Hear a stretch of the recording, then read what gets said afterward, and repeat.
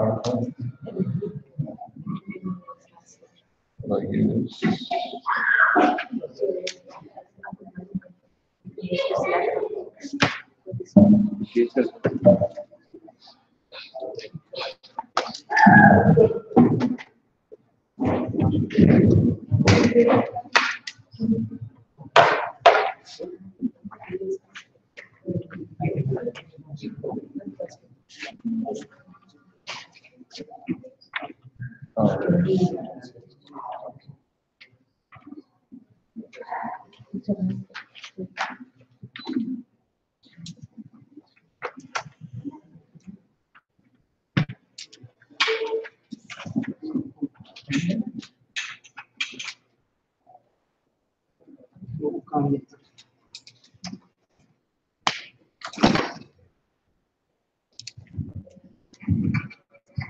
Krishna.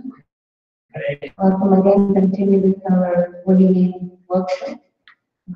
Thank you very much, Shambhala Prabhu, for the class and the Kirtan by Kirtan with Bada Prabhu. So we have a change in schedule. We're going to have the Damodar Stotra after Maharaj's class. So it's very nice because it's 71 courses and we have plenty of time. There will be no time restriction.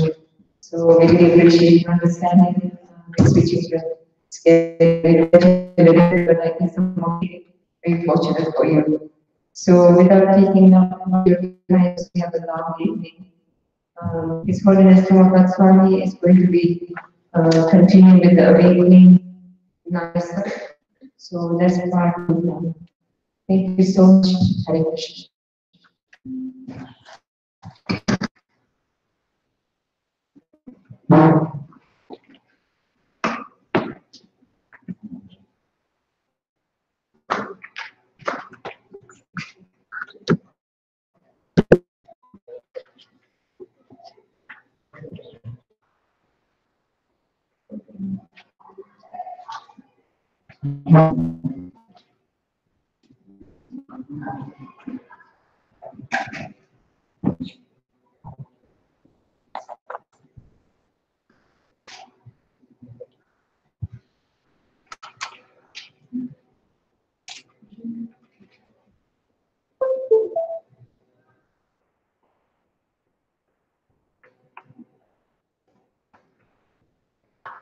Are there persons here with us this evening that were not with us either Friday morning session? Okay.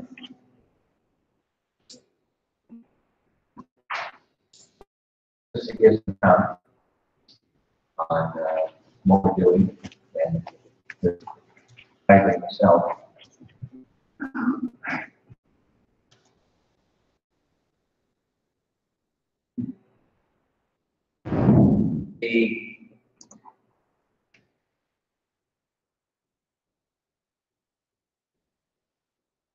Something that I said I would do is provide for you a video of Srila Prabhupada made do it again.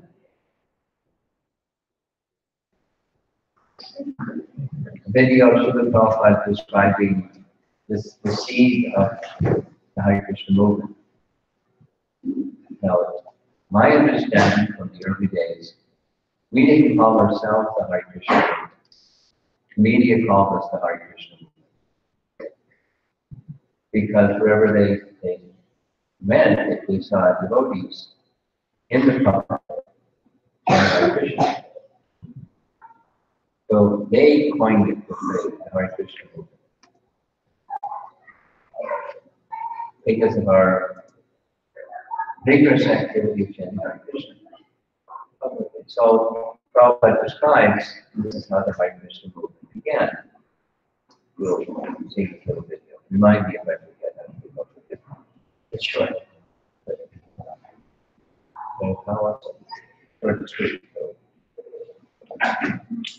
So we're all products of that, part of the Hare Krishna movement, which means, in our terms, it's practitioners of Bhakti Yoga and specifically followers of Chaitanya Mahaprabhu, who gave the chanting of the holy name, Yuga Dharma, principal means of achieving the goal of life, identifying what the goal of life is, giving us the means to achieve it. And through the teachings of Rupa Goswami, he expanded those teachings with his writing. He gave the best spiritual potency. There's an interesting passage in Chaitanya Charitamrita where no, it had an echo. If I get closer, it makes it echo some more. There's a sound system. Oh. Well, is there reverb on there? Well, you hear it. Turn off the reverb. Oh, yeah. Do that. Oh, man.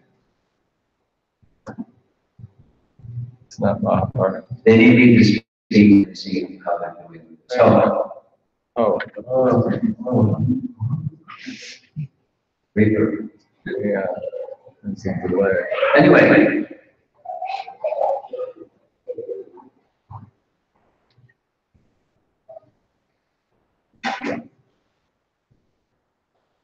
sound system and ISKCON meetings, like water and oil, they don't mix. Okay, so I'll keep going like this if everything is as it should be. And as it should be. So, what was I saying anyway? Chaitanya Mahaprabhu invested spiritual potency. When he left Jagannath Puri, some of you have read Chaitanya Charitamrita or have heard it. When he left Jagannath Puri to travel to South India to visit the holy places of South India, he went with the purpose, external excuse of looking for his brother. Vishwarup, his elder brother, had taken sannyas when he was younger brother, and he was looking for him. So with the much regret, the devotees in Puri had become attached to him. He left with one of his sisters. And as he was traveling, what was he doing? He was distributing the holy name. More specifically, he was distributing love of God to the agency of the holy name. And as he traveled, walking alone with his sister, his arms raised, dancing, as we see that so many wonderful paintings of Lord Chaitanya on a path with his arms raised, dancing in ecstasy with tears coming from his eyes. And not only the Hare Krishna mantra, but Hare Haraya, Nama Krishna, Yadavaya, so, and Krishna Krishna, Krishna Krishna. We have these Krishna Krishna Krishna. Hey, we have these different names of Krishna that he was saying. And when people saw him, they had never seen anything like this before. Here's this effulgent sannyasi, personality of Godhead, dancing in ecstatic love for Krishna. So they came, and they just seeing him in a state of ecstasy, they began chanting. And Lord Chaitanya, seeing them begin chanting, he came and embraced them. And their body erupted with spiritual ecstasy of love of Godhead. Just like. And they wanted to travel with him. Who would want to leave such a personality? And he then instructed them, no, go back to your village, and just as you have heard and seen and received, you give to others. Transcendental downline marketing. And he invested them with spiritual potency to do that. And the commentary says the spiritual, this is Bhakti Vinod Thakur, says that spiritual potency is two things: ananda and samvit potency. Ecstasy and full cognizance equals the spiritual potency that he invested these individuals. These are just people on the street, on a path in South India. What to speak of Rupa Goswami, who he invested the fullness of the spiritual empowerment. That's a lot. Most people do in circuit breaker would pop. But he had great capacity. Lord Chaitanya said that specifically. I saw in him the quality, the character, that he was a fit recipient. So I invested it in him, the fullness of my spiritual potency. And so he wrote literatures, and we're focusing on one of them. We'll see the translation in just a moment. Awakening of Mount Rasa, because within the name is rasa.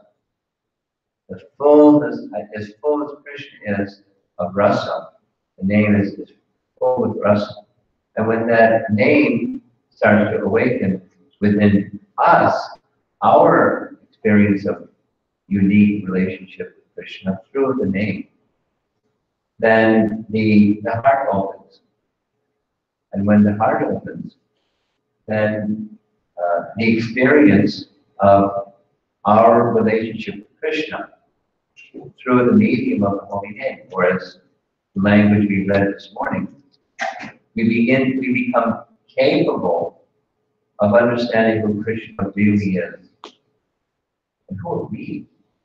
The little insignificant, not so qualified individuals, but we become benedicted with descending mercy. And here's another image showing this path of yoga, the yoga ladder, only as a stairway. And it brings us to our connection with Krishna. And it's through this very same medium of the congregational chanting of the holy name as we've been doing. And our theme verse is from Upadesh Amrita, or our nectar of instruction, that look like this. During the midday, we spoke on this verse, particularly with the Adharana portion. We're going to continue this evening. So let us chant together. This is text 7 from Nectar of Instruction. Sya Krishna Nama Charitari Siddhya Nindya Vito Bada Rasanasya Narochitanu Kindvara Vinam Kalsaiva Jisha Swati Brahma Hitaganam Andri. Maybe by the time we're done, you'll have memorized the verse. That would be nice. Nice verse to memorize.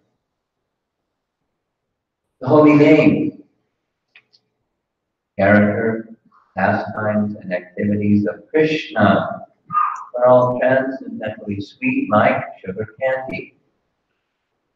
Although the tongue of one afflicted by the jaundice of avidya cannot taste anything sweet, it is wonderful that simply by carefully chanting these sweet names every day, the natural relish awakens within his tongue, and his disease is gradually destroyed with the food.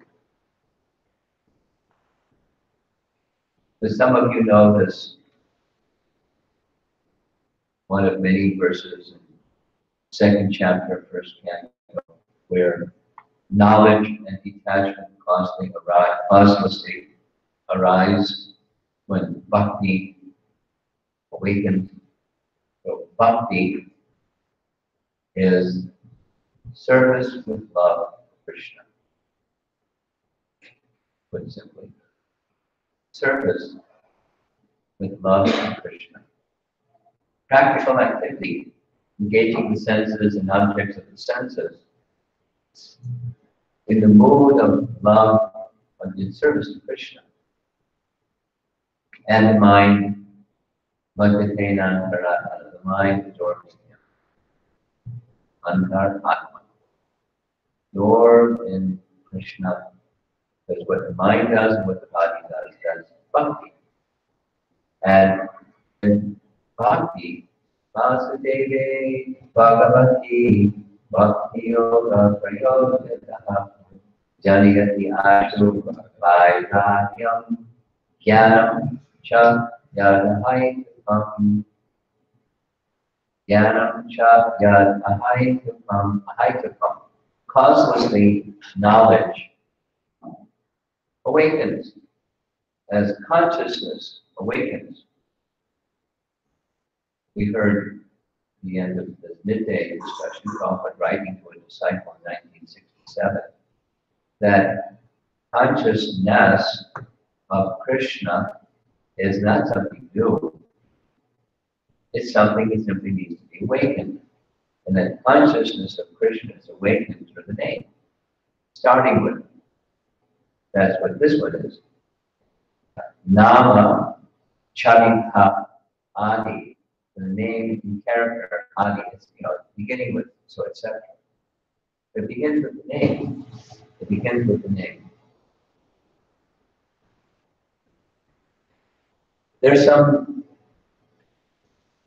persons, not so uncommon. They like service.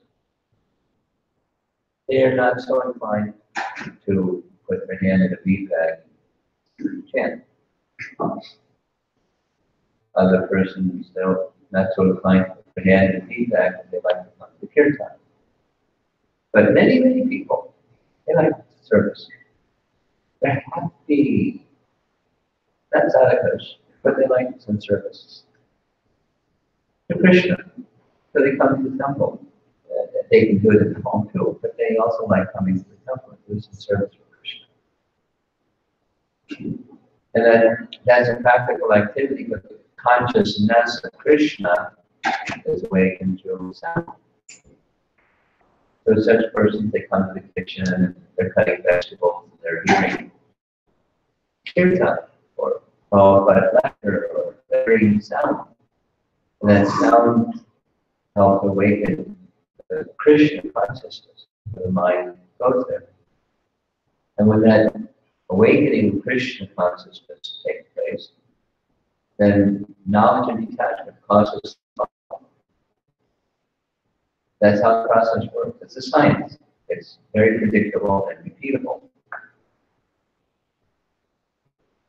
It helps if one is attentive. And it helps if one has faith.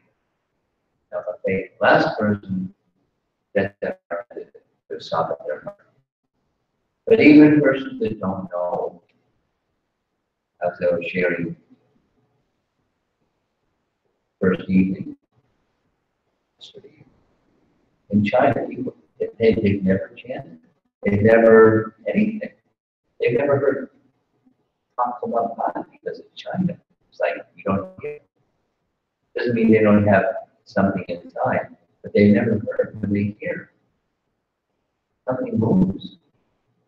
And they feel something they've never felt before. And they tears and trembling. And they want to know, what was that? It's there.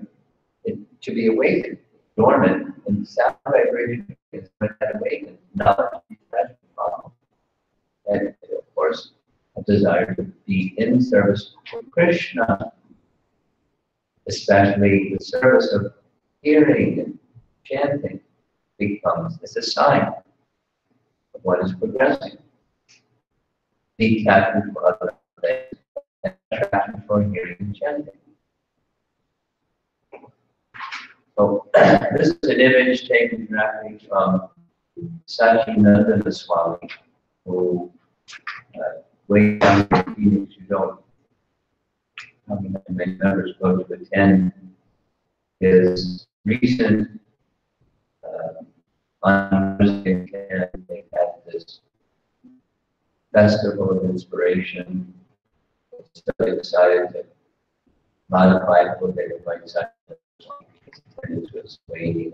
So they brought Satchidananda Swami, and he gave a seminar on chanting, and it was 10 or 20 up. So this is taken from what he sent out to the people who attended, and it's waves of the Ananda Ampuri, the ocean of Ananda, and waves are marked by Mahamudras. And in this presentation in Vrindavan, he spoke about this carefully chanting topic. Not in the same way that I am, but I'm making reference to it. We'll touch on some of them. He indicates in this PDF that he sent out to those who attended. There are 5 things that anybody who wants to go more deeply into chanting, he's really a good spokesperson for this, go more deeply into chanting topic because of all the effort that he's put together with Kirtan. Do just what we're doing now, so making reference. Yojana is a Sanskrit term that he uses, English language alignment. They have similar Sanskrit roots, yoga and yojana, and his determination is yojana is the best word for alignment of body, mind, and heart. So there's time at the end. You may make a distinction because he does between mind and heart, but what's the difference between mind and heart? In some sense, they're used interchangeably. Something that's distinct. So alignment, anyways. And chanting with a sense of relationship. Sambandha is relationship. And establishing one's relationship, understanding relationship of all things, like myself, and all of what I consider to be mine, my stuff, it has this relationship with Krishna, he's the proprietor. So the sense of relationship with the name, we were speaking about service to the name, that's a relationship. Dasya. And from that, other varieties of servitude, friendship, affection, conjugal love, that's also service. Seva, in the mood of service specifically. Prabhu, chanting in the right mood. And Sharanagati, this is Atmanivedana, this actually what he's put here, surrendering the very self to the Lord. But that's one of the limbs of surrender, one of the 6. Giving oneself in fullness to the Supreme Lord. So he expands on this in this little PDF, and that was, these 5 were covered during this seminar. So I'm just sharing with you. We're going to be focusing specifically on chanting in the right mood, or actually a couple of them. Chanting in the sense of relationship. Carefully chanting.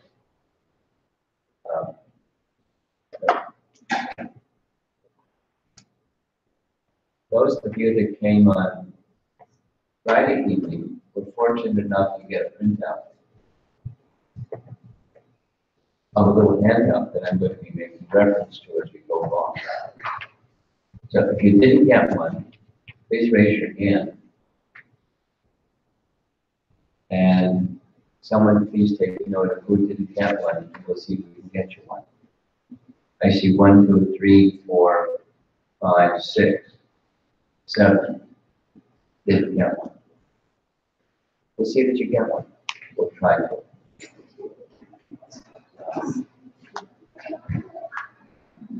For those of you that didn't get one. This reference is on the screen here. This is Krishna speaking to Uddhava, Canto 11, Chapter 11. And It's printed in your handout, where there's the verse in purport which I'm going to read. One who has executed sacrificial performances and pious works for my satisfaction, and thus who worships me with fixed attention, obtains unflinching devotional service unto me.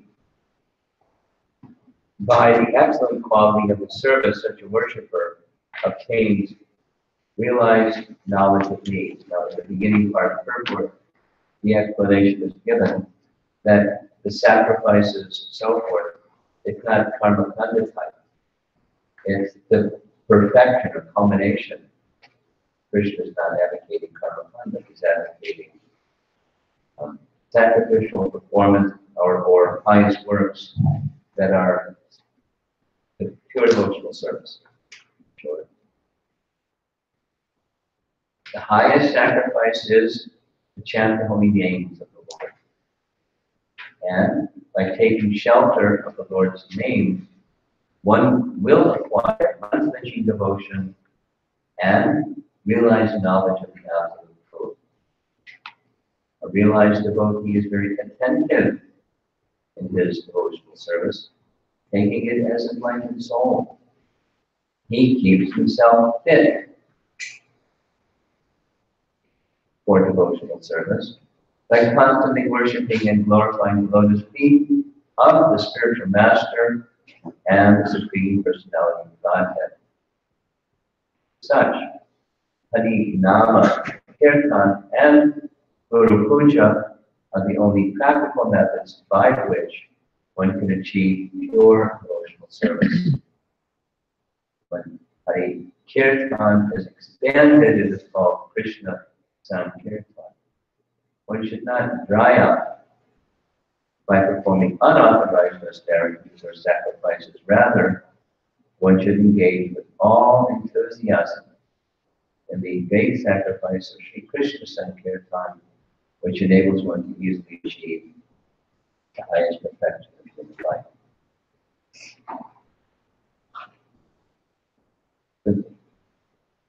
This evening is an attempt to expand different ways, not exhaustively, but carefully chanting. So carefully chanting, there's some elements here that indicate there must be some faith. And with that faith and dedication with faith in the activity. And specifically mentioned here also in the verse in report is taking shelter of the person from whom one has received both the faith and the mantra. Those of you who are with us on Friday evening, you heard Bada Hari describe briefly the Gopal Kumar story from Srimad Bhagavatam. Gopal Kumar received mantra from his guru. He didn't even know the name of the guru. He doesn't know the meaning of the mantra. He doesn't know lots of things. But he has faith in the guru and he has faith in what the gift that he has been given, although he doesn't really know exactly what it is and how to engage with it. But it's slowly, step by step, it's all revealed because of his dedication to the guru and dedication to the gift given from the guru. Monthly. And gradually things become clear to him up to the point of returning to Goloka Vrindavan and reuniting in Krishna.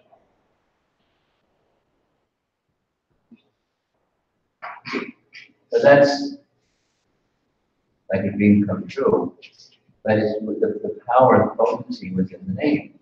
And one who has faith, and specifically mentioned here, is this taking shelter of the spiritual master. Narada Muni did the same thing, Prahlad did the same thing.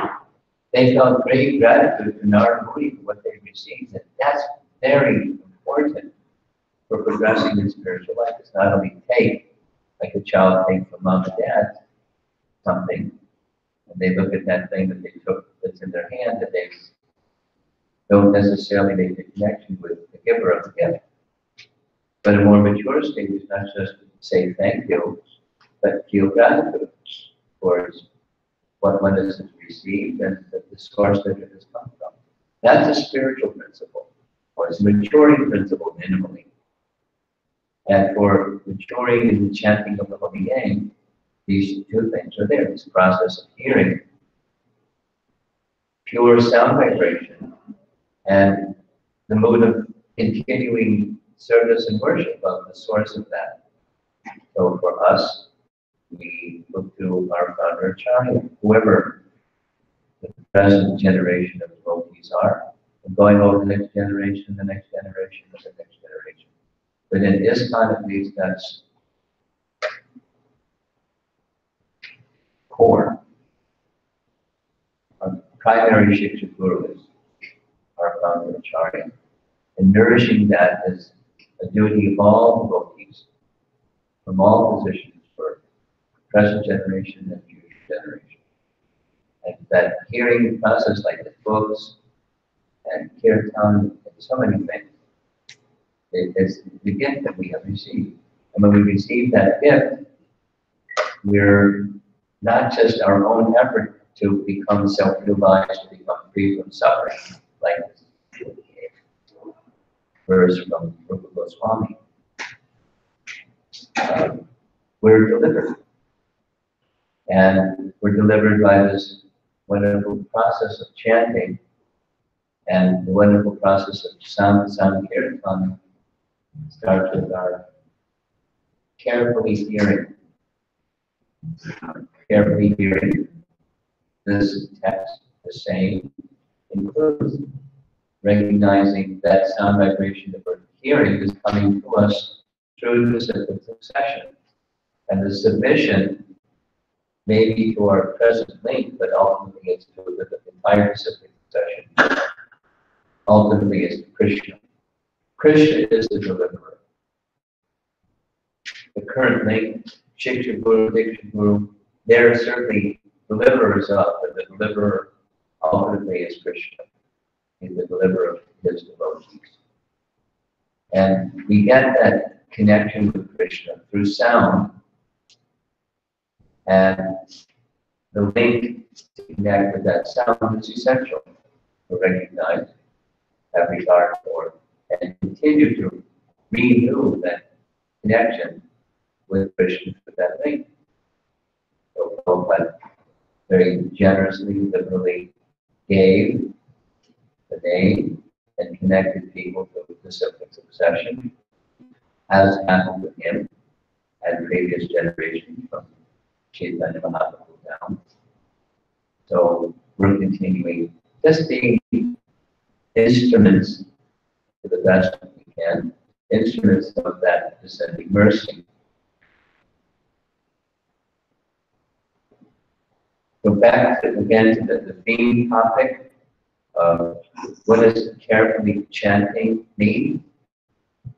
We spent some time already reviewing that discussion on attention, and attentiveness is not literally one-to-one correlation, but very, very close, almost synonymous with carefully.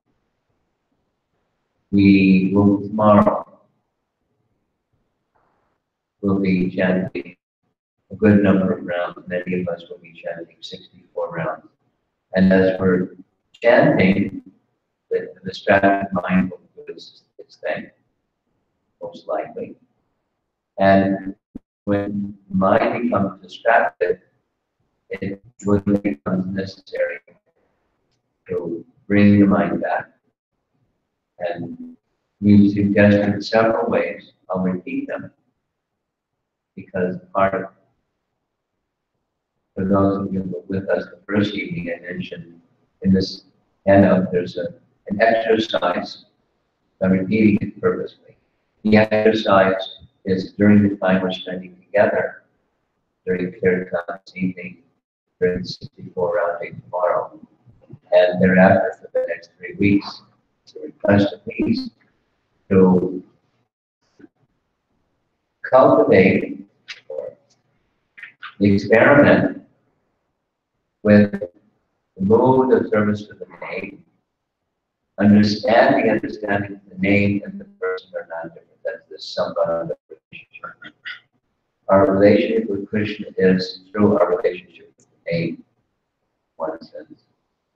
Because we become acquainted with Krishna, or reminded of our forgotten relationship with Krishna through the name, starting with the name.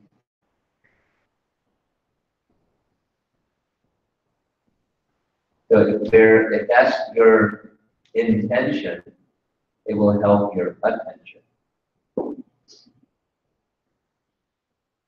Tomorrow, tonight, and thereafter. And we also, this is just a reminder that thematically, Bhaktisiddhanta Saraswati Thakur was emphasizing hearing, because the ear can conquer the mind.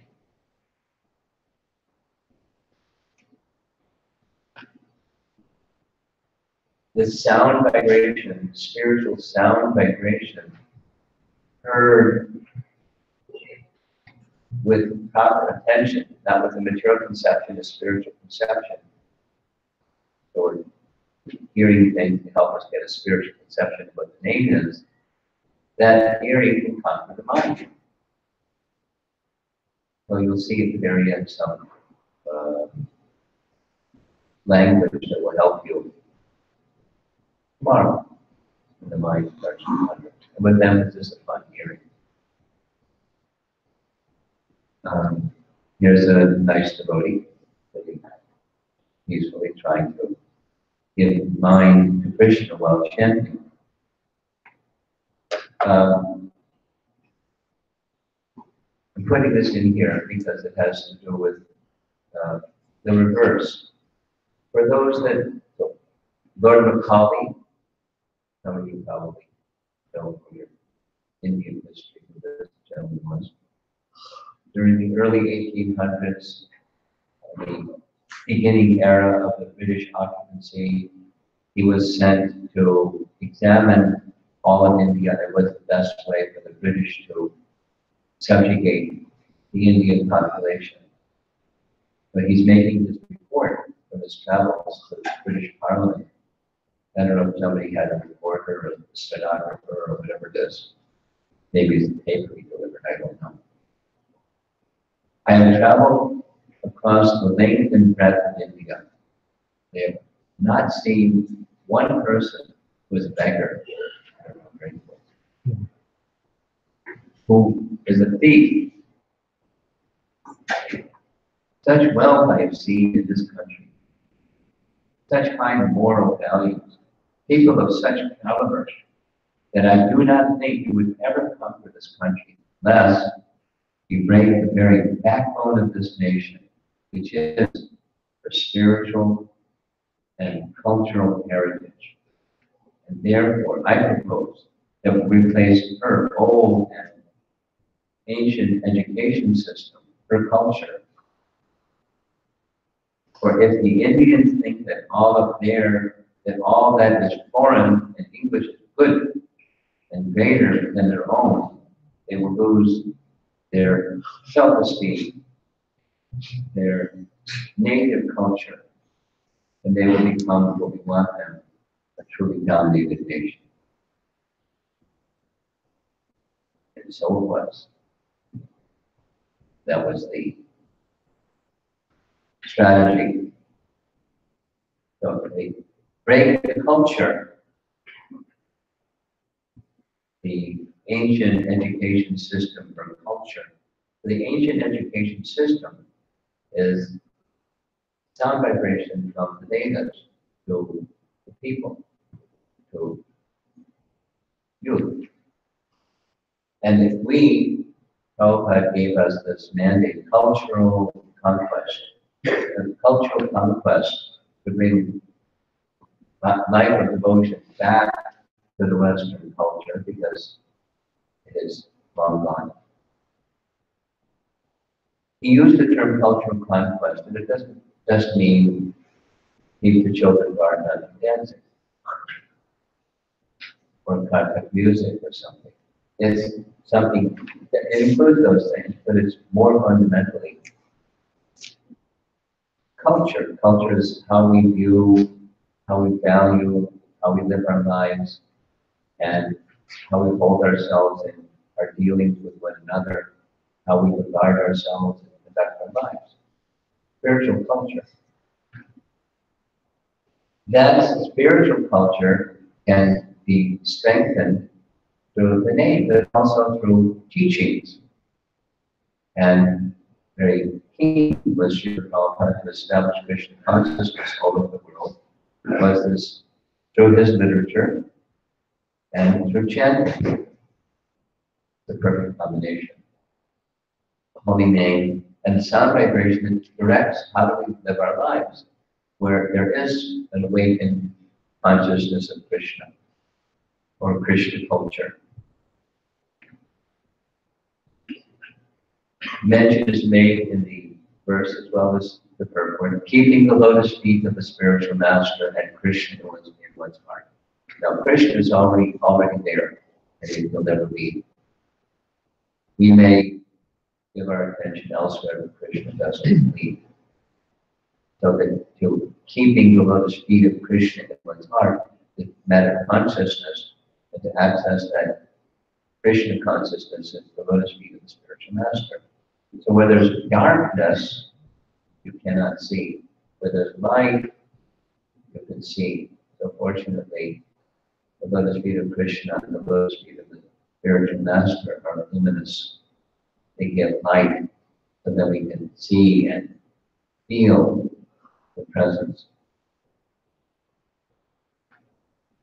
There's a nice image of deity with lotus at his feet, and there's the Prabhupada at his feet because that's where he is. At the foot of Krishna, if you take shelter of the feet of Srila Prabhupada, you're at the lotus feet of Krishna. Put the lotus feet of Krishna in your heart. And the rasa, the taste of Krishna, the attentiveness when chanting, will become strengthened. Another image shows something quite similar. We're moving along the bhakti path, or specifically here in this case, we're all chanting. We want to go further with our chanting. See where this chanting has come from into our lives. And with gratitude in our hearts, chant with attention. Because we want to receive the fullness of the gift that we have been given. Just like overflow.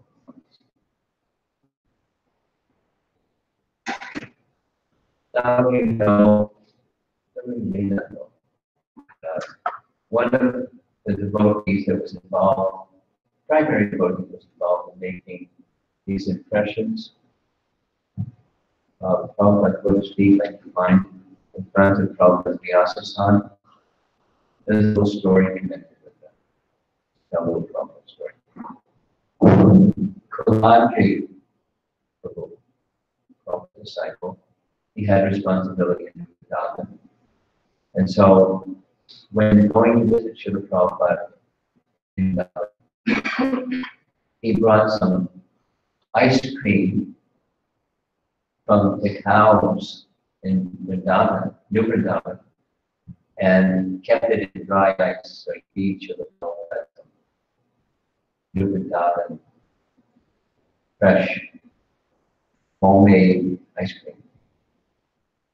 And Prabhupada liked it very much.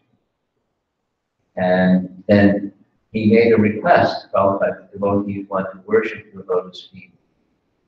So some of our artisans in Vrindavan, they have this method so we can make some impression on your lotus feet in this very soft clay.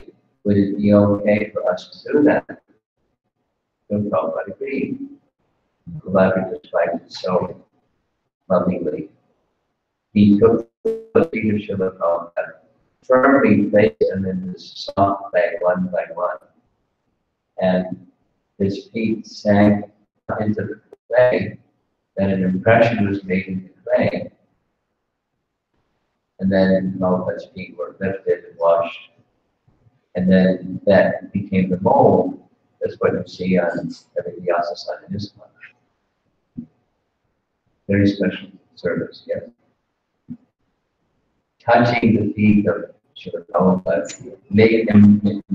memorializing the impression of the lotus feet of Srila Prabhupada for all the generations to come. This kind of powerful. Very blessed opportunity. Very short. He's an artist too, by the way. He has some fine art skills that only paintings I've seen made with his artwork. Work is complex and they're exquisite. Very, very fine. Multiple talents, some of which are hidden. But when bhakti is there, then Krishna gives abilities that one may not even know was there before. One devotee who was an artist sent to Prabhupada one time because he had requested to be part of the art department, which is coming out of desire. So they said yes. Then after some time, they said, Prabhupada, before you asked me to be part of the art department, I never had a paintbrush in my hand. Should I go take some art classes? This is after some time of being an artist. And Prabhupada said, that's not necessary. If you just do anything with devotion to Krishna,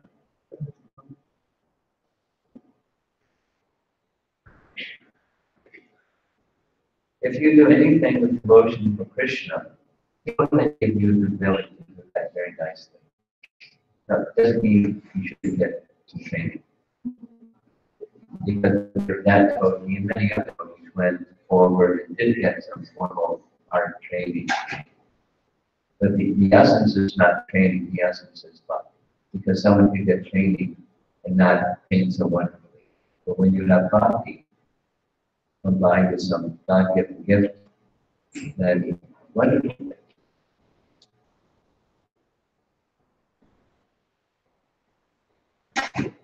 We heard a little bit earlier also, when we were revisiting the topic of enthusiasm, utsaha. We need to make some effort for carefully chanting. And an enthusiastic effort is the best effort. We heard Prabhupada's explanation of effort guided by intelligence is the essence of enthusiasm. So for real bhakti to manifest, there has to be some eagerness or some enthusiasm. Another little Prabhupada story over here on the right. In New York, there were several places that we went with Srila Prabhupada for morning walks, because as most of you know, it was a daily activity recommended by a medical doctor, because he had several heart attacks, and he had to exercise. So it was 6 a.m. to 7 a.m. every day, regardless of the weather. And one of the places we took to the Prabhupada in New York was to Battery Park. And in Battery Park, the lake, at the particular time of the year, he had just been in London before coming to New York. And so when he saw the lake, he walked over and saw some ducks. And the ducks quickly came swimming over to where the devotees were standing. And Prabhupada looked around, does anyone have some prasadam? So somebody had something, and they held it up, and they threw the prasadam, and the cup caught the prasadam, and or fell in water, and then they scooped it up with the beaks. And then we're seeing that little scene, and then walking some distance. Prabhupada stopped, looked at us, and said, "What lesson have we learned today?" Everyone looked at each other, and the Prabhupada said, "The duck that quacks the loudest gets the bread." Looked at us and went on. So, eagerness or enthusiasm. Krishna's mercy is equal to every living entity, just like the sun shines equally everywhere. But receivers of the sunshine are going to be different depending upon receptacle. So as receivers of Krishna and Krishna's mercy, how eager are we for that? And eagerness is very important, just like celebrating little birds before they have their wings. They're completely dependent on mother and father bird. After some time, they get feathers and they can go and get their own. But when they don't have feathers and the mother or father bird come back with yummies like worms and insects and things in their beak, they stretch their necks so they can get whatever is the goodies from mother bird or father bird. We're similarly dependent. The reality is, we're not independent. And recognizing that in a mood of dependence, in the mood of, as we have been hearing, calling for the mercy of the name, try it during Kirtan. Try it during our 64 round day. Call for the mercy of the name of eagerness. If you start to get distracted, just do that. One of the Jamba retreats that I attended, I noticed one of the devotees every few minutes was going like this. And we were doing our sharing exercise. It's in our schedule also. I asked them, when you were doing that, what did that mean? And they said, when I found myself getting distracted, I was thinking of a little bird or a little duckling that was eager for mercy. I was calling for the mercy of the holy name. Please attract my mind. Please attract my heart. Please attract me to you. That's like a little child reaching to their parents. Then, whatever the language is, this one is universal language.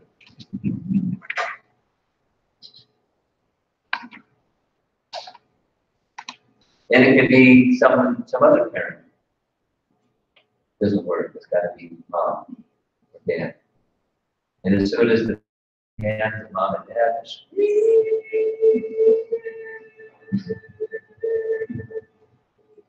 I've had experience of course. And other parents try to calm the child, that doesn't work. But as soon as the child is in the arms of their mother or father, 5 to 10 seconds and it's over.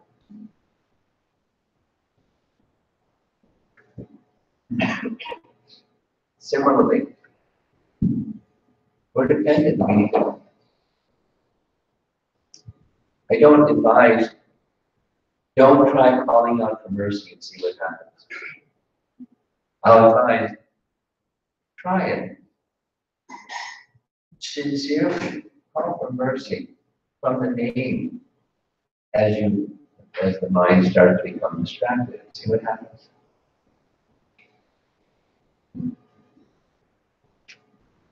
In this little handout document, there's this reference to 2230 Bada, whereas Shukadev Goswami answering the questions of Maharaj Parikshit, beginning answer Srimad Bhagavatam. And I picked this because it's a really long report, and I'm not going to go through the really long report, but it describes the offenses against the holy name.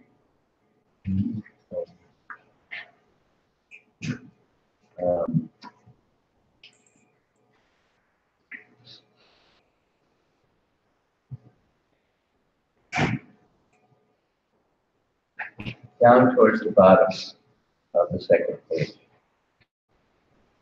When we speak of hearing and chanting, it means that not only should one chant and hear the holy name of the Lord as Rama, Krishna, or the Mahamantra, but one should also read and hear Bhagavad Gita, Srimad Bhagavatam, in the association of devotees. The primary practice of Bhakti Yoga will cause the seed already sowed in the heart to sprout And by regular watering process, as mentioned above, the Bhakti Yoga Kripa will begin to grow by systematic nurturing. By systematic nurturing, this is carefully chanted. Another way of saying carefully chanted. By systematic nurturing, the Kripa will grow to such an extent that it will penetrate the coverings of the universe, as we've heard in the previous verses, reach the ultimate sky, and go farther, etc. So this systematic nurturing, just like gardening or growing something from a seed, the seed is what we receive. We receive the name. And some, again, but Harding put it so nicely, all of those who are attending are very special, very fortunate souls, because you not only receive the seed from the name, but you want to nurture it further. That's why we're here. Why we're here to be with you, because we're benefiting as well. And you're here to receive this systematic nurturing. Go further. Chaitanya Mahaprabhu, in his talks with Haridas Thakur, discussed this very topic exhaustively in Harinam Chintamani. And in Harinam Chintamani, the systematic nurturing has this comparison of a creeper that grows, and just as the second canto purport says, it pierces the covering of the universe, enters the spiritual sky, takes shelter of the lotus feet of Krishna, and produces flowers, offered as an offering. Krishna's lotus feet. This text, Harinam Chintamani, was written by Bhaktivinoda Thakur, who has abundant writings, profuse writings on the process of chanting, and developing and expanding the process of chanting. Again, a little sharing. Someone who I closely grew up with Krishna consciousness was Ravindra Swarup Prabhu, Bada knows Ravindra Swarup Prabhu. We were initiated the same day in New York. He was in Philadelphia Temple President, I was in New York, Sankirtan, etc. But we had some nice association over the years. And in ISKCON, he's one of our best, if not the best writer. He's really good. So he's now in his GBC emeritus status. And I knew what he wanted to do. He wanted to write.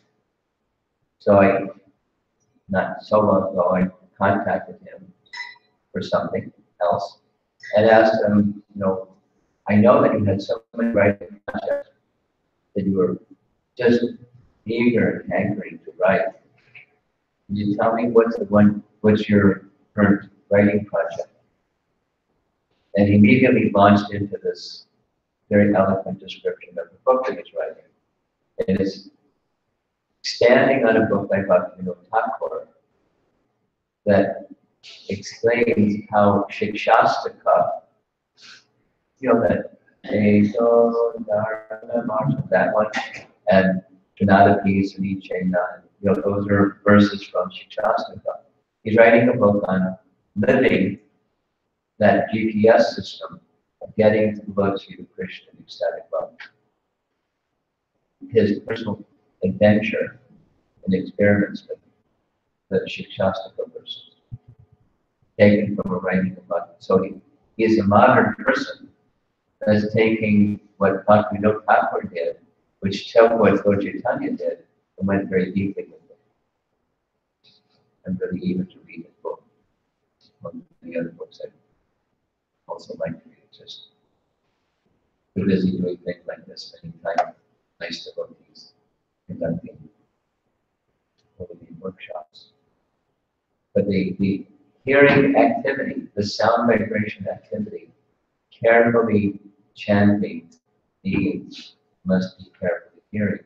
When you're carefully hearing, We're making a connection with our source, the source of everything, this Bada, establishing our relationship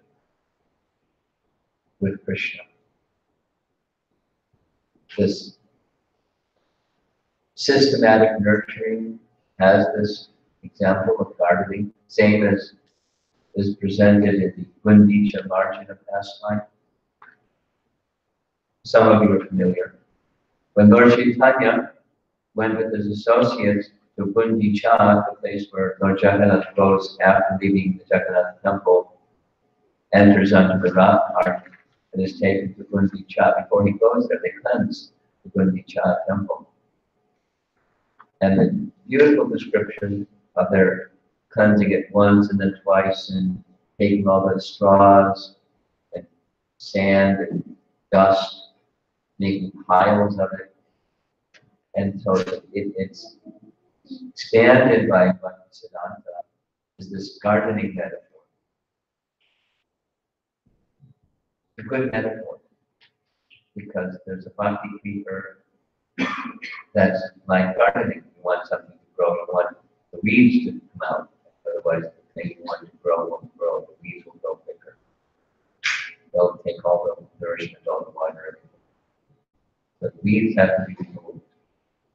And the thing that you want has to be established.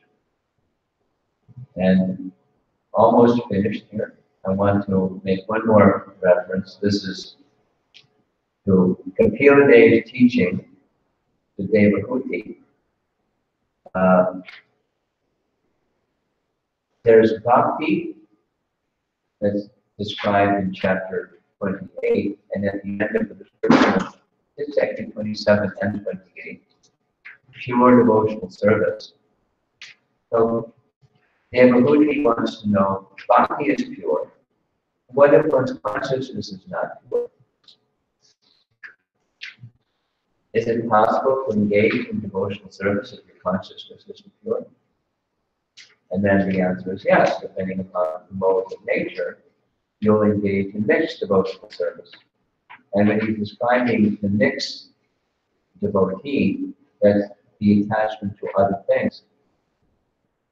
The translation of Prabhupada is known as the separatist, where my interest and the interest of Krishna are separate. My consciousness is I'm not separate, but my consciousness is interest directed, separate from Krishna's interest. Prabhupada's words, one who sees his interest is separate from that of the Supreme Lord. And the phrases that are used in the mode of ignorance and the mode of passion, bhina, drik, and vitak, bhav. Separatist is like, that's a non-complimentary word. It's a pejorative word. That those that have interest separate, it's an obstacle. It's an obstacle in the path of bhakti. We have to align our interest with the interest of Krishna. Or Krishna is to be pleased. That's consciousness that's pure. So pleasing Krishna is everything. Tomorrow, I recommend that in the place where we're doing our 64 rounds, we have Tulsi Devi available because Tulsi also is the deliverer of mercy. And especially for those who are seeking Namaprabhu's descendant mercy, we can appeal to Tulsi Devi. Just as Haridas Thakur did his chanting before Tulsi Devi. So we're also encouraged in this way. If you feel distracted, you go to Tulsi and start off with Tulsi. Or even if you're not feeling distracted, you offer prayers to Tulsi. Deliver a mercy, specifically in terms of bhakti. A systematic nurturing message from this long purport to 230. Carefully chanting and systematic nurturing or interval. Conclusion. You saw this image before. forth. The exercise that's in your handout sheet, this is practice repeating it purposefully. It goes in the mood of service of the name, when chanting the name. That's a relationship. It's awakening of our dormant relationship with Krishna for the medium of sound of His holy name, which is none different than here. And that attention will become stronger and the goal will be more visible, more helpful as you move along. There's a nice story in the back of our Bhagavad Gita. Almost all editions, even in other languages, they make reference to Ralph Waldo Emerson, Henry David Thoreau. I mentioned this in a college, and somebody, oh, Thoreau was one of my favorite poets. And I was surprised because I didn't think people today even read poetry, but to speak of have their favorites. But Ralph Waldo Emerson, in his mature stage, he was living on a farm, dairy farm, with his son, who was probably, mature adult with his own children. And at the end of the day, they were attempting to get the cows and the calves back to the farm. And there was a young heifer that decided they didn't want to go in the barn that day. And they had to get the heifer into the barn, so they were pushing the heifer. The heifer was going. They got a rope, put a rope around the neck of the heifer, and pulling on the rope and pushing from behind him. He was got to get him back going in. So there was a worker lady that saw what they were struggling, these two men. And she smiled. She held up her finger. Went to a bowl of salt, put her finger in the bowl of salt, held up her finger, went before the heifer, held it before the heifer's tongue. The heifer saw that salt, his tongue went out. And she moved her finger a little bit. So he took a step. And her finger kept moving, and he went into the fire. And she smiled and held up her finger. Endeavor with intelligence is utsama. So the best is to have the mind become attractive rather than pushing. So how to get this taste for the holy name, some cultivation is required. That's this carefully chanting message. So I'm looking at the clock at 6:15. But I think I'm gonna end. There's a bit more, but I'm gonna end. And see if there's any thoughts or discussion on this topic. Yeah. Mind and heart. Yes, that's part that was gonna skip. Okay, I'll go there. In conventional terms, mind and heart are often used almost interchangeably. Obviously, there's a difference because otherwise we wouldn't have two terms, we have one. But Satyananda Swami, in this PDF that he hands out, this alignment of body, mind, and heart, he differentiates this way. To align the mind means we have thoughts of the past and the future. Focus on being present. That's alignment of the mind, or aligning the mind function. And when the mind goes away from that place, being utterly present, you bring the mind back. That's alignment of the mind. And if the mind continues to wander, don't throw your hands up in the air and quit. Rather, you practice catching the mind and bringing the mind back. however many times it takes. That's a distinction, because thinking, feeling, willing, the function of the mind. He quotes from a morning walk in Hawaii. Srila Prabhupada reiterated the solution, the mind, in the following words. What is controlling of the mind? You have to chant and hear, that's all.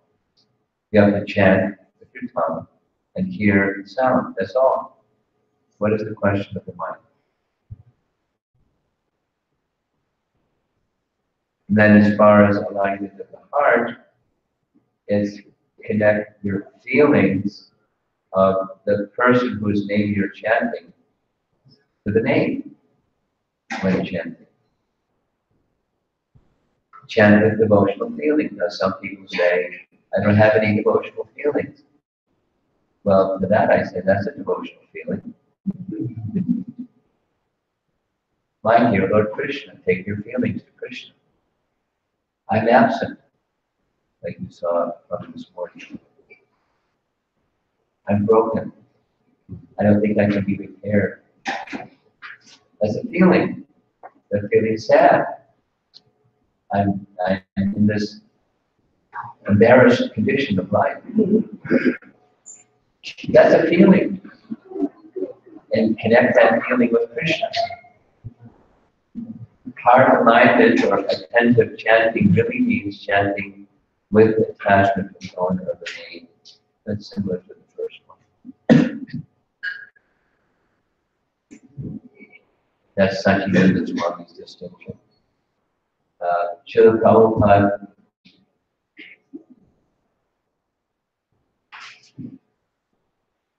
expresses it this way, as a feeling of self-identity as being Krishna's eternal servant. Now, the mind is where the conception is carried, right? The mind carries different conceptions of life, just like air carries aromas. Yes? And then there's what you feel about it. Now, that's certainly a function of the mind also, thinking, feeling. But the heart is, at a deeper level. I am Krishna's eternal servant. Not just a passing thought, but how you feel about yourself, your relationship with Krishna. Here's another subtle distinction. Rupa Goswami and Jiva Goswami expressed it this way. Rupa Goswami is a key verse. Anyadilaja Vishamya Jnana Karmanyanavatmam. This Shivanam, Jiva Goswami has written commentary on Rupa Goswami's writing. In particular, this verse, it's a really important verse. The whole of Bhakti, in this Bhakti Sandarbha, he teaches this way.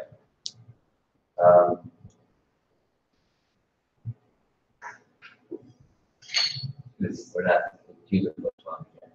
The highest bhakti is defined as continuous service or emotions, because Shivanam is not just behavior, but it's also emotions directed towards Krishna. So you have a feeling, oh, I have no feeling. That's a feeling directed to Krishna.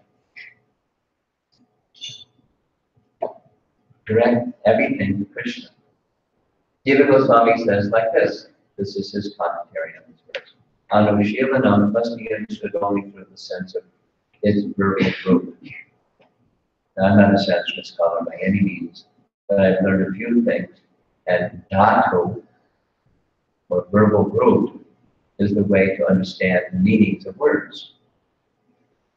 So to understand Anushilanam, its dhatu is shield. The significance of the verbal root shield is twofold. Prakriti and nidvriti. Prakriti, atmaka, expresses action, such as worship, practice, service, and the non-active portion of shield, or action, is on the mind level. So when you're doing worship or practice or service, there's something you do with your body But there's also something you do in the non-active level. That's the mind, the attitude, the heart. Shila means to act, practice, serve, to worship, and to meditate.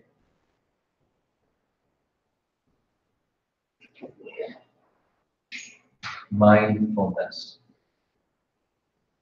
And there's elements to mindfulness, but there's a behavior, the active part, and there's the inactive part. So the inactive, both have to be directed towards Krishna. Shila has two distinct meanings. One meaning non-active, that's samadhi or contemplation. The other means is active, hearing attentively, receiving, cultivating. So samadhi is a mature stage. As the mind absorbed in something. Deep contemplation. And it's a cultivation over time. Deeply contemplate on anything.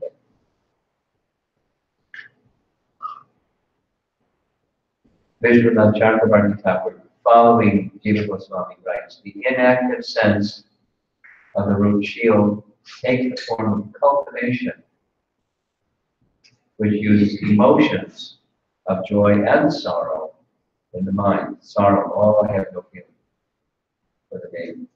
Oh, I'm a mechanical champion. Oh, this and that. Take that feeling to Krishna, so that you're absorbed in the thoughts of Krishna. And as Prabhupada writes specifically in the introduction to Nectar Devotion, where he's glossing this verse, Krishna Anushilanam. Bhakti is a sort of cultivation. So there's the behavior active part, there's the internal absorption part.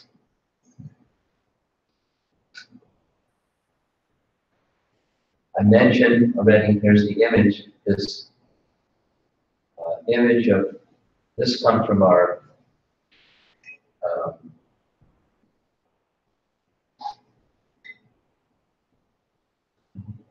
Organization Development Committee. In corporate world, you probably have some knowledge of that terminology. Organization development. So we learned this. This is from the people out there that do cultural engineering. You want to move groups of people from this to that culture. Just from back to calling. That's what he was doing, culture engineering, change India, smash that culture, build it up. And we can grow India. So the iceberg example is, there's a tip of the iceberg, and what people that do this professionally in an organization, a corporation, or whatever, in a nation, there's behaviors or symbols or anything that you can directly connect with your senses on the sensory level. Those are artifacts, or the tip of the iceberg. And below the tip of the iceberg is values that you can state, like, don't lie, say please and thank you, and things that you make statements about a behavior or a group or a person or an organization. You make a mission statement. You have official beliefs. You believe in that. The articles of incorporation, for example, that's stated value from our founder Acharya. And then below that, that's really important, because when that moves, the whole iceberg moves. Deeply held beliefs that are unchallenged certainties. I've been encouraging wherever I travel, ask those questions, because that's going to determine the stated values and the behavior. Don't ask those questions, and you're going to be in unsteady bhakti for a long time. And it's uncomfortable being in unsteady bhakti. for a long time. You don't want to stay there. Ask those questions. You don't even need to have the answers right away, because the answers may mature over time. Keep asking the question. Inside, just look inside. What's inside? You know, all those important questions that we're too busy being successful, but ask. Like, who am I? What's really important to me? You know, try this with teenagers. They're doing it all the time. They're in turmoil. I interact a lot with teenagers. Ooh, it's turbulent. But it's good in one sense. Not like good that they don't know who they are. It's good that they know that they don't know who they are. Instead of just buying into values that somebody else's values. The peer values, society values, somebody else, and it's not them. And later on, there's a big hole inside. I've seen deep fights. They're feeling unhappy with their career, with their relationships. It's a whole thing. Good to ask. It's uncomfortable to know that you don't know. It's good to know that you don't know. And it's good to want to know. And it's a starting point. Jigyasu, Brahma Jigyasu. Yeah. Hatha Brahma Jigyasu. Anyway. That's more at the heart level, because mind, the thoughts in the mind, and even the conceptions of life that you carry in your mind, that can change. They do change. The mind is quite chanchala. But the deeply held, unchanging, unchallenged certainties that we need to touch, that's at the heart level. So alignment of the body and mind and the heart.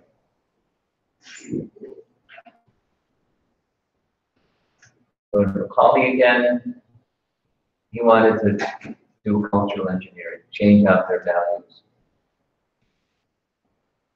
In China, they have a similar program. We'll go into it because of the public situation here. But you know, they're determined. The ruling party is very determined to do cultural engineering. They're very systematic. They're really on top of it. And the population growth is expanding so much, and the affluence is expanding so much. The traditional values of China are fading because people now have money. They have opportunities with the money to go places, buy things, and their traditional values are slackening. There's a lot of people. How do you control all those people when they're becoming westernized? The government is trying to bring people back to traditional Chinese values and culture, and Confucius, and Lao Tzu, all of that, very, very strongly. And very intelligently, they're exporting Confucius schools all over the world. Yes? Yes. It's very popular in America. Growing industry. And it's a very clever way. In Canada, I don't know if it's politics. Canada banned it because they looked at the curriculum. They said they're just bringing in communism to their Confucius schools. Not just atheism, but communism. So they don't allow Confucius schools. America is very popular. Watch. Systematic. Establishing certain values. Deeply held beliefs. Watch. It's effective. They're very smart. In many ways. So we have something smart. Eternally awakening our alignment of body, mind, and words to today. That's what we're attempting to do here together. Any other questions? Now already 6:30. Okay, so I think what I'm going to do is do two things. I'm going to, what do you think? I'm going to show this little 3-minute video. Probably going to need your help.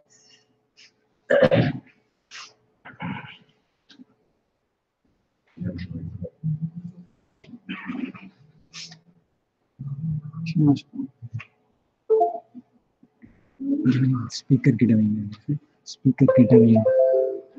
Since technology is so compatible with this kind of therapy.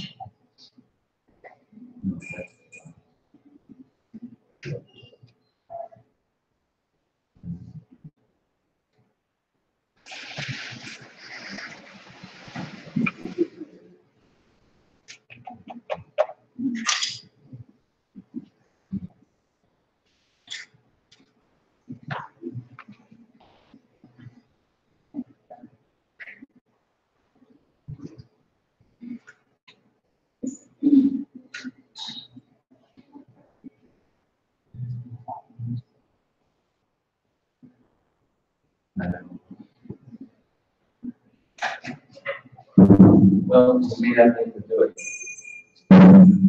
So here, I'm just going to stop this while I.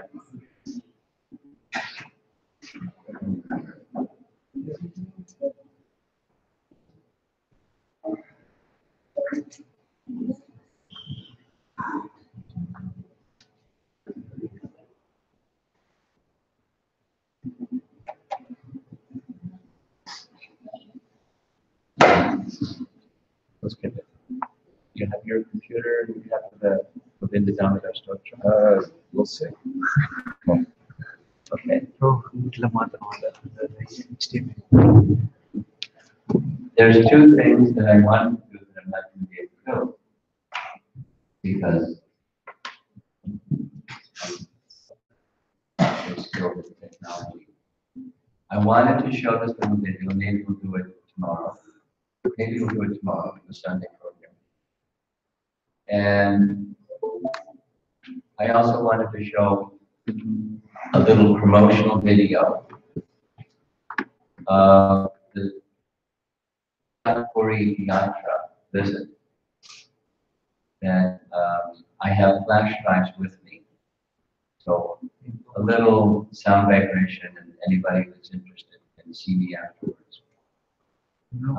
For 20, 25 years, I've been taking groups of devotees to holy places in India. The last 3 years have been more fun than Ayodhya and Chitrakoot. It's really nice. I've never been to those places, but with several 500 devotees, we went and conducted a visit there. So all of that is in a video form. And then just recently in Puri, with 30 hours of just going through Lord Chaitanya's time with his loving devotees, etc., in Jagannath Puri. And the temples, the deities, the cultural presentations, the Chinese devotees singing in Chinese, the choreographies. It's nice. So, if you're interested, you can come and receive one.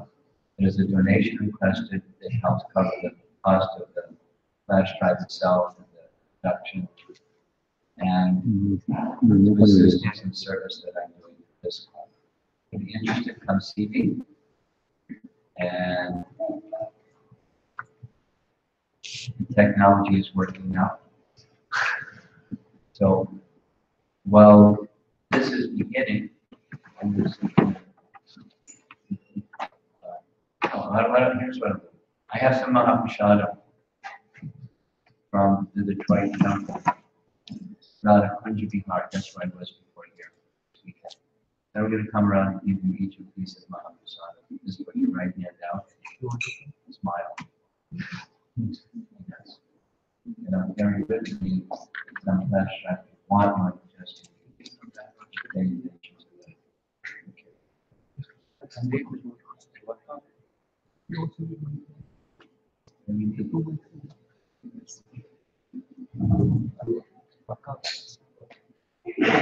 Everything is working.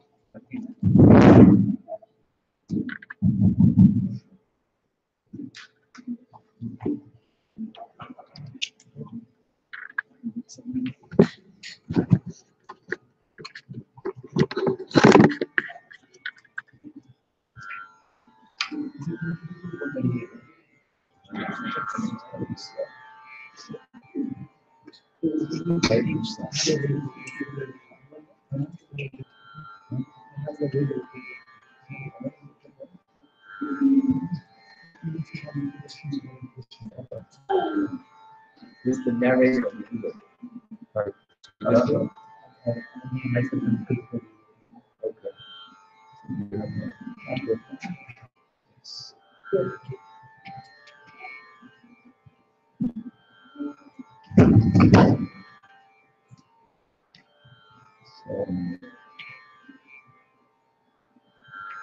The Buddha has Tambora machines too. They're right from your phone. We have a lot. Yeah. Really nice. I like this. So, Hare Krishna.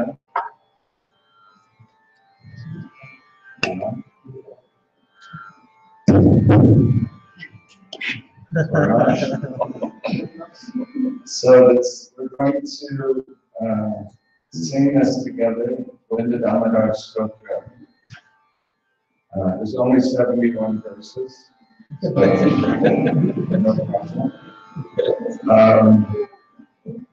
They're in Sanskrit, and I want, there's a tendency, especially it's what we in this thing call 1, 2, 3, it's actually 3 beats, but that's what we call it.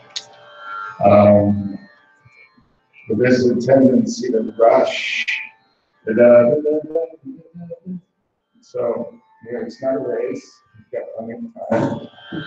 So, we're going to chant slowly. And what we'll do is we'll hear each verse in English, and then we'll sing it together. Okay? And it's a simple melody. You'll recognize it's a classic melody that's used for chanting these kinds of verses. So a little bit about this amazing stotra. You've probably heard the story of Gopal Thakur. He was blind, he actually blinded himself to try to get rid of the disturbance of his senses. Not a recommended process. But anyway, he did that. And but he became such a great devotee that even though he was blind, his physical eyes were blind, that he could see Krishna with his heart. Because the soul can never be blind. The soul has eyes, the soul has ears. We're spiritual beings. So he sang these amazing songs. And the last line of each verse ends with Govinda Damodar Madhavekti, which I'm sure you've heard. Govinda, these are the names of Krishna, Govinda, Damodar, and Madhava. And iti just means in quotations. So each verse is a little different kind of scene in the lives of the devotees, what was happening with them, and what they were thinking. And in that thinking, they called out these names, Govinda, Damodar, Madhava. So it's beautiful. We wanted to sing this slowly enough that you can really meditate on each verse and feel the feelings, because this is full of feelings. full of feelings. And it's, one thing you notice is they chant all of these different scenarios of chanting Govinda, Damodar, and Madhava with the same names. These names have different meanings according to the mood of the devotees. Like sometimes they're calling out that it means help, please save me. Sometimes Mother Yashoda is calling this out and she's actually chastising Krishna, Yunagi Krishna. She's chanting.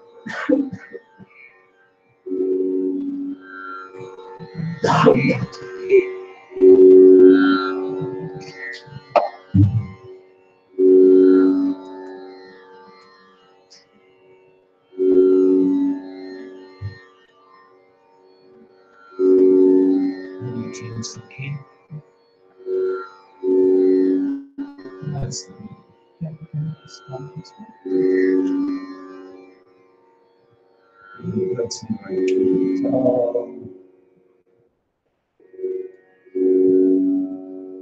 That's okay. Tom?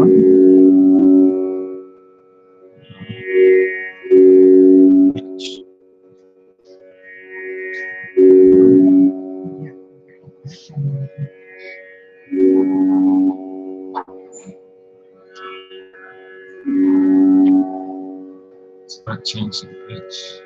You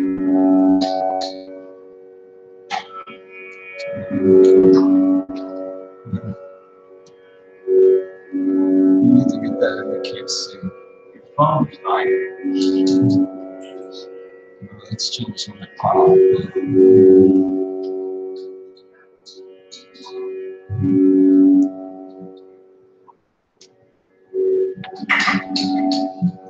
Well, this says that it should maybe be all that out to.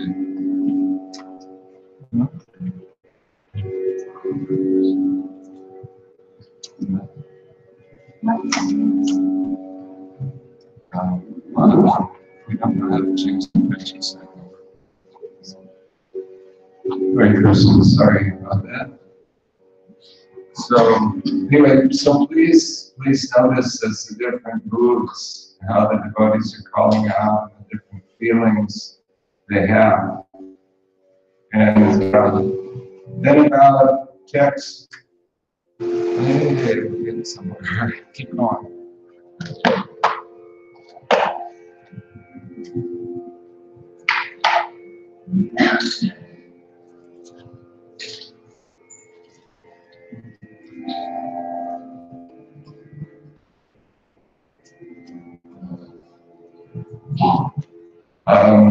about text 51, then he actually begins to address himself. Or he's calling out emphatically. He says, "My dear tongue, please chant these sweet names." And he's singing the different names. So you can please notice these things as we come to it. I won't spend more time, but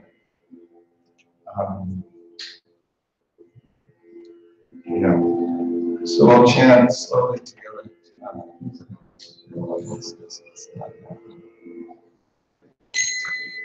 We're going to be down to sleep.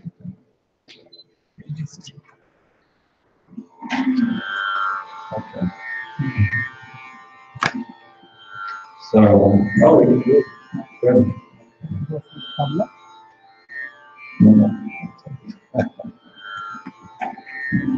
So this is a 2 minutes very slow movement speed up. Vital players speed up.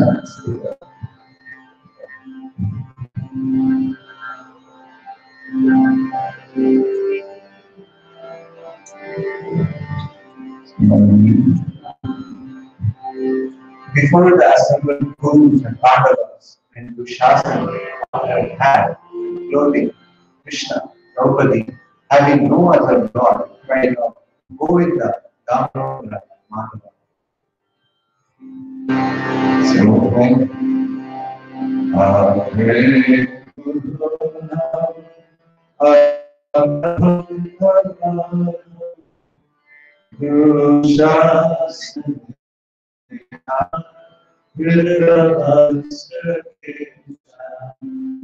Krishna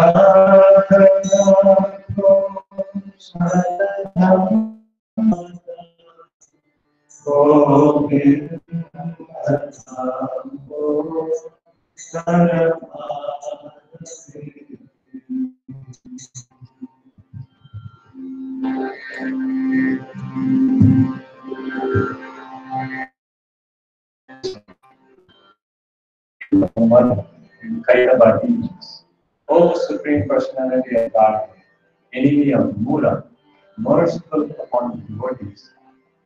O Lord of the worlds, Govinda,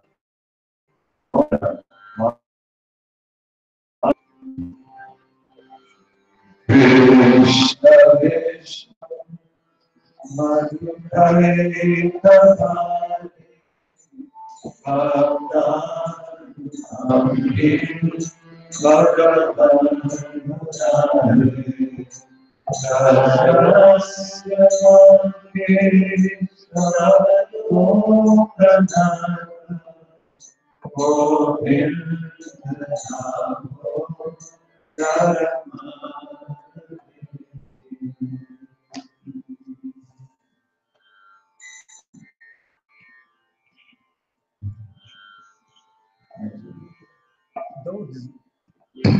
Though desiring to sell milk, dahi, butter, etc., the mind of a young gopi was so absorbed in the lotus feet of Krishna that instead of calling out milk for sale, she bewilderedly said, Govinda, Damodara, Madhava.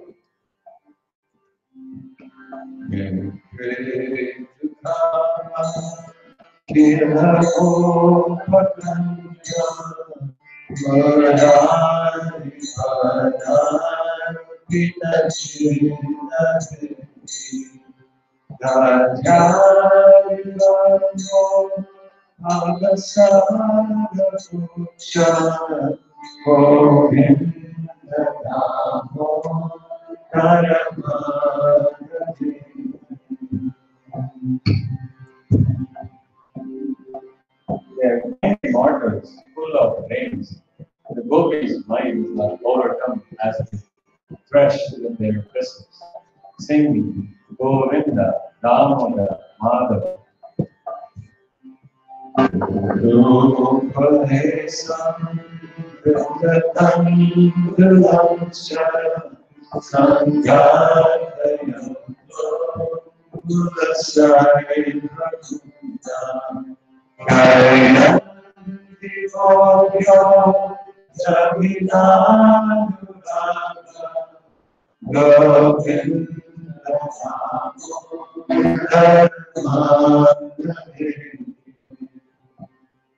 The lotus-eyed girl instructed the red-beaked pet parrot that was seated in the cup of lotus hand.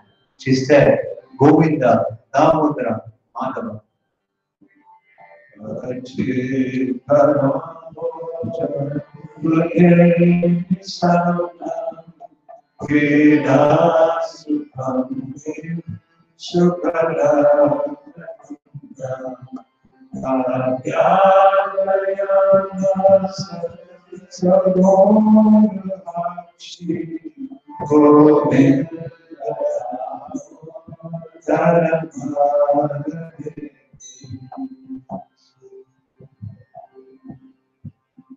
In each and every house, the Gopa woman is making that constantly uttered with broken words, Govinda, Damodara, and Madhava.